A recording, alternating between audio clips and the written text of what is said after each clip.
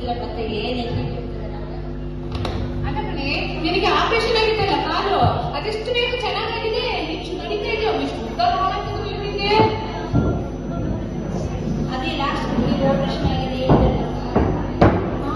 ಅದೇ ನನ್ನ ಮಗ ಒಂದನೇ ಇಲ್ಲ ಅಲ್ಲಿ ಯಾವುದೋ ಹಾಸ್ಪಿಟಲ್, ಎಲ್ಲಿ ಅದು ಅದೇ ಜಯನಗರ ದ್ವಿತೀಯ ಲೈಫ್ ಕೇರ್ ಅಲ್ಲ, ಅಲ್ಲಿ ಆಪರೇಷನ್ ಆಗಿದೆ. ದ್ವಿತೀಯ ಲೈಫ್ ಕೇರಾ? ಎಲ್ಲಿ ಅದು? ಹೌದಾ, ಎಲ್ಲಿ ಬರುತ್ತೆ ಅದು? ಜಯನಗರ ಎಲ್ಲಿ ಬರ್ತಿದ್ರಲ್ಲ ಹೋಗ್ಬೇಕು.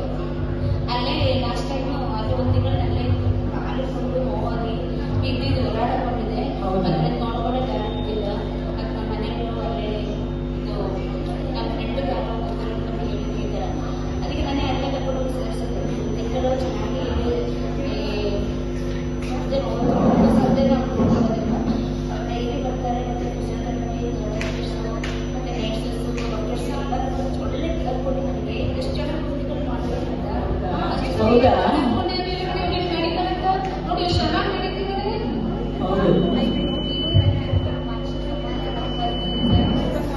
ಬೇಕಾಗಿಲ್ಲ ಮಾಡ್ಕೊಂಡು ಕೆಲಸ ಮಾಡ್ಕೊಂಡು ಅದಕ್ಕೆ ನನ್ನ ಕರ್ಕೊಂಡು ಬಂದಿದ್ದಾನೆ ನನ್ನ ಮಗ ಅಮೆರಿಕದಲ್ಲಿದ್ದಾನೆ.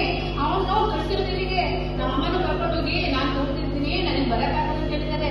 ಅದಕ್ಕೆ ನಾವು ಮನೆ ಕಡೆ ಕರ್ಕೊಂಡು ಹೋಗ್ತೀನಿ, ನಾನು ಹೋಗ್ತಿದ್ದೀನಿ, ನೀವು ಬನ್ನಿ, ನಿಮ್ಮ ಮಗನಿಗೆ ಫೋನ್ ಮಾಡಿ.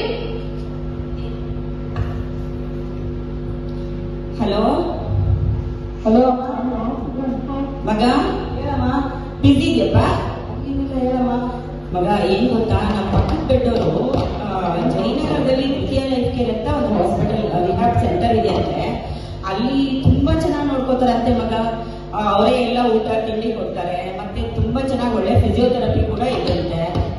ತುಂಬಾ ಹೆಲ್ಪ್ ಆಗುತ್ತಂತೆ. ನೋಡು ಮಗ, ನೀನು ಬಿಸಿ ಇರ್ತೀಯಾ, ಸುಮ್ಮನೆ ನಿಮಗೂ ತೊಂದರೆ ಆಗುತ್ತೆ, ಅಲ್ಲ ಸ್ವಲ್ಪ ಹೋಗಿ ವಿಚಾರಿಸ್ಕೋಬಾ ಮಗ. ಹೋಗಿ ಬರ್ತೀನಮ್ಮ. ಸರಿ ಮಗ, ಹೋಗ್ಬಾ. ನಮ್ಮಂತರಿಗೆಲ್ಲ ಒಳ್ಳೆ ಜಾಗ, ಯಾಕಂದ್ರೆ ಹೋಗೋಣ, ನಮ್ಮನೇಲಿ ನೋಡೋರು ಯಾರಿಲ್ಲ, ನಿಮ್ಮ ಮನೇಲೂ ನೋಡೋರು ಯಾರಿಲ್ಲ, ಎಲ್ಲರೂ ಕೂತ್ಕೊಂಡಿದ್ದಾರೆ. ನಾವು ಹೋಗೋಣ, ನೀನು ಯಾವಾಗ ಹೋಗೋಣ, ಹೋಗೋಣ.